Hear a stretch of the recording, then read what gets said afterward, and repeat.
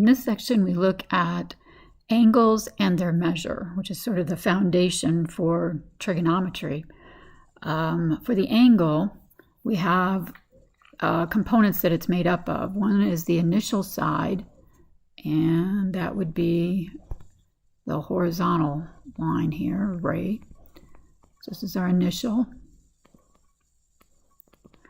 And then we have the terminal side.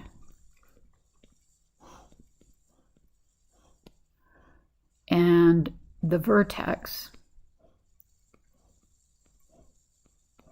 The angle formed between the initial and the terminal side is indicated by an arrow, and we call that angle, in general, theta. Now, theta is just a symbol that we use. It's a variable like x or y or z, but in terms of angles, we usually use a Greek letter, like the angle theta. Standard position of an angle, the vertex is at the origin, or 0, 0, of the rectangular coordinate system, and its initial side lies on the x-axis, the positive x-axis. If the angle swings through counterclockwise to the terminal side, then we have a positive angle. If it swings through clockwise around, then we have a negative angle. So going clockwise will produce a negative angle, counterclockwise positive.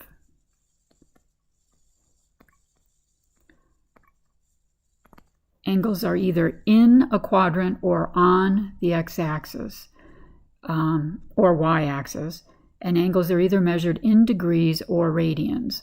We're most familiar with the idea of degrees, but higher level math often uses radian measurement. Radian measurement doesn't have a unit label, whereas degrees does. It's got that little circle for degrees.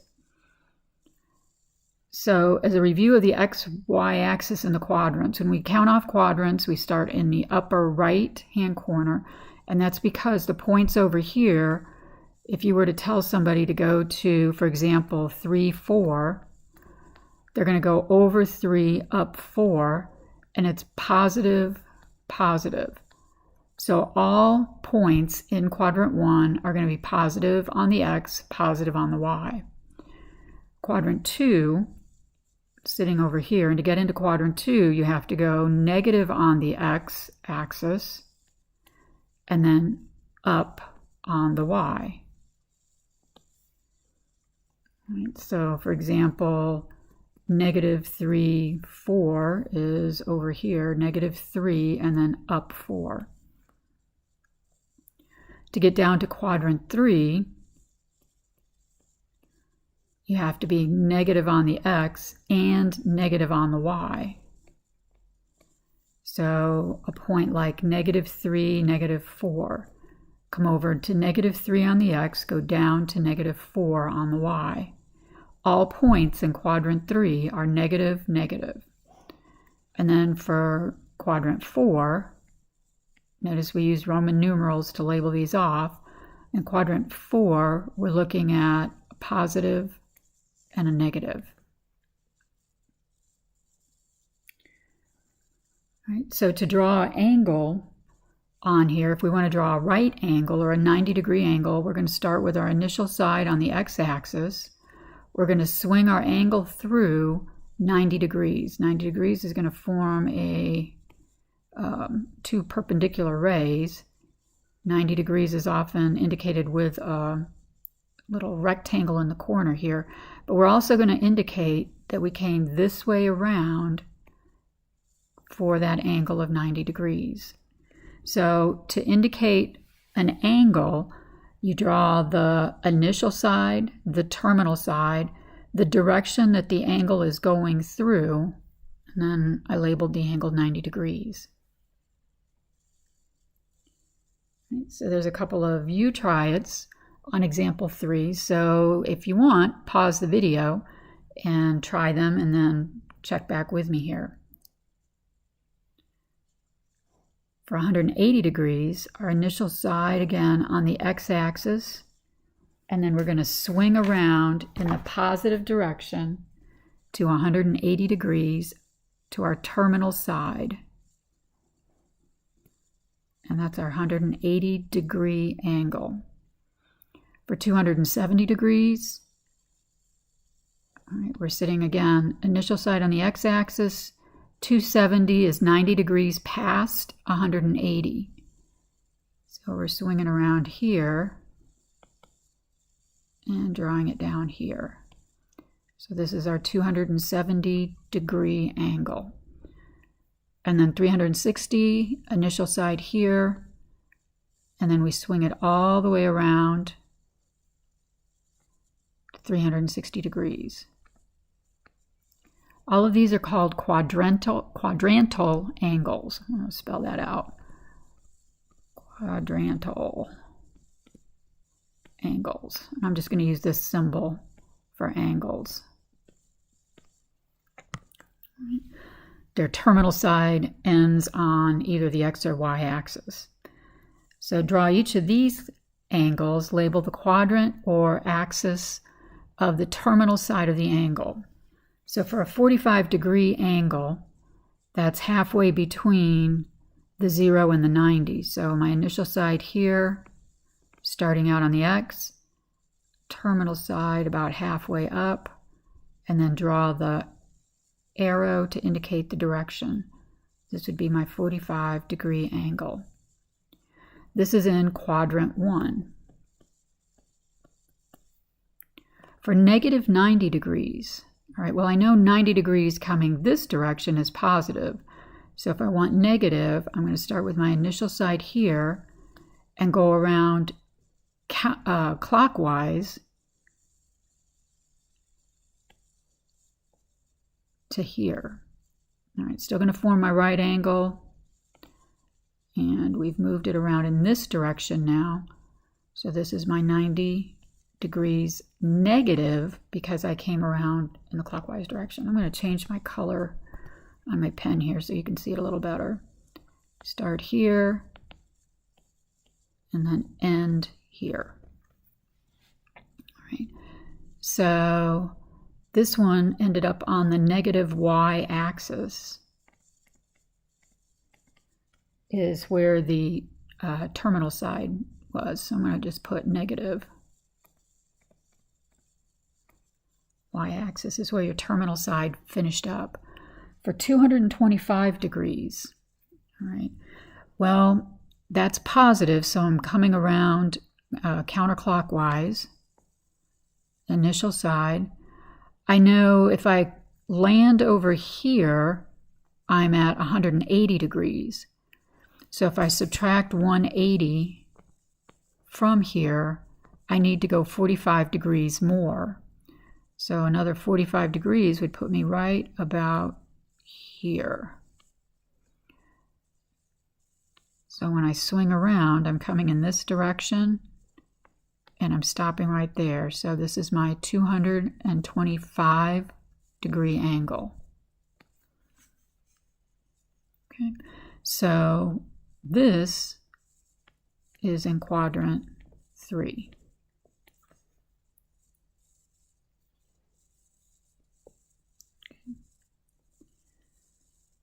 Central angle, a positive angle whose vertex is at the center of a circle. Radian is where the radius of the circle equals the arc length of the central angle. And this is where it gets a little more interesting. 1 degree of a circle, there are 360 degrees all the way around, so 1 degree is not very big. 1 radian measurement, though, that's a whole different story. So imagine, if you will, taking a string and measuring off the radius of any circle, and then laying that string along the edge of your circle. Where that ends is where your terminal side is going to be drawn through. That is 1 radian. So if you do that and go all the way around, you can do that about 6 times, and there'll be a little bit left over, which is kind of interesting because the circumference of a circle is 2 times pi. That's the outside edge of a circle with radius 1. And 2 pi is 2.1 or 3.14, so 6.28, bunch of digits after that. So you'll be able to lay about 6 of those all the way around, and there'd still be a little bit left over. So all the way around a circle is 6 and a little bit radians, or 2 pi radians. Common radians are measurements for this. 180 degrees is equal to pi. So if I draw this up, I start with my initial. I come all the way around, or halfway around the circle is pi radians, or 180 degrees. Notice I don't put any unit label on pi. It's assumed to be radians if there are no units on there. That's why it's very important to put the degree symbol on 180. Otherwise, you're talking about 180 of those little pieces all the way around, and you're going around the circle a whole bunch of times, like over probably 30. So you got to put the degree symbol on there. So if halfway around is pi, then pi over 2 would be half of that. Pi over 2 would be 90 degrees. Here's my initial. Here's my terminal. Oof. A little off there.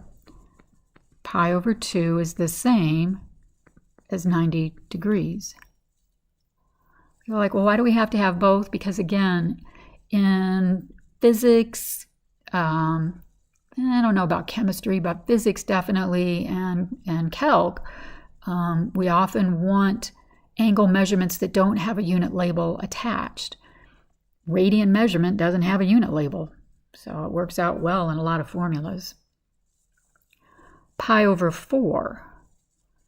Well, that would be, if this was pi over 2, pi over 4 would be half of that. So half of pi over 2 is pi over 4.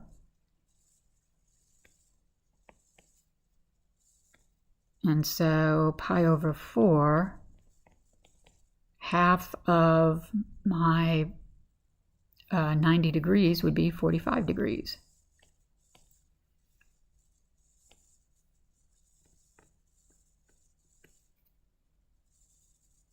Okay. A third of a pi. Well, again, pi was 180, so a third of 180 degrees, 1/3 of 180 degrees would be 60 degrees. So kind of estimate 60 degrees would be about to here. And you're coming around in this direction. And that's where pi over 3, or 60 degrees, would be. Pi over 6 would be 1/6 of a pi.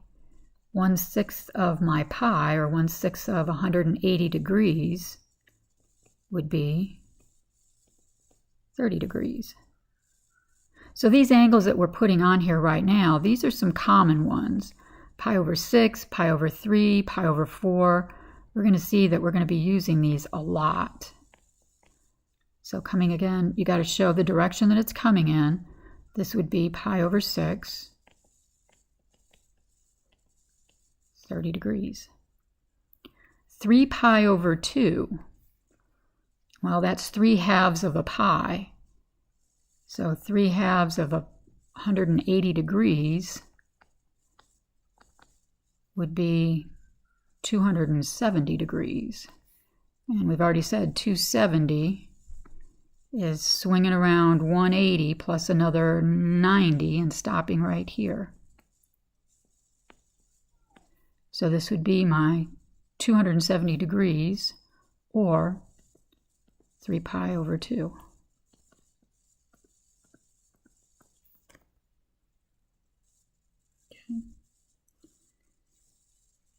Right, so there is a formula that will allow you to convert.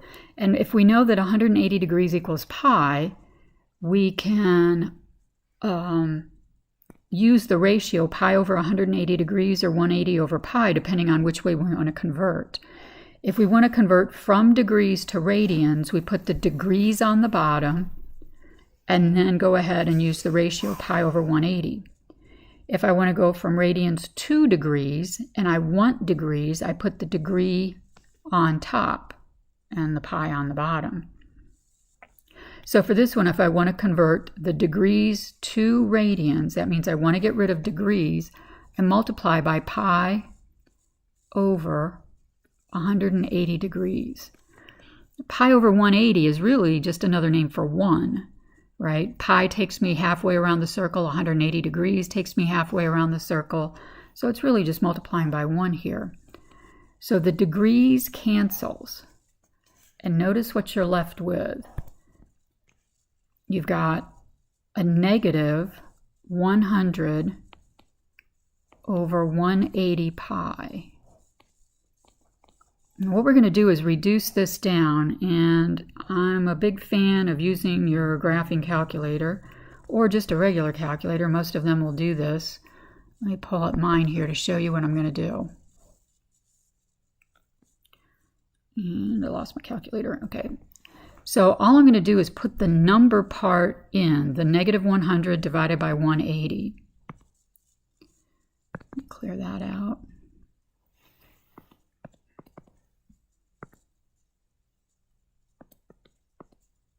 Right, and notice I didn't put the pi in there. I don't want the pi. I just want the fraction part so that I can reduce the fraction, hit enter, and then do math, enter, enter. So math and hit enter twice will reduce the fraction to negative 5/9 pi. You will want to reduce. Okay. So 240 degrees. Multiply again by pi over 180 degrees to get rid of the degrees. 240 pi over 180. And then reduce 240 over pi. So again, you can use your calculator if you need to. That should reduce to 4/3 pi. If we're going the other direction, this is radians.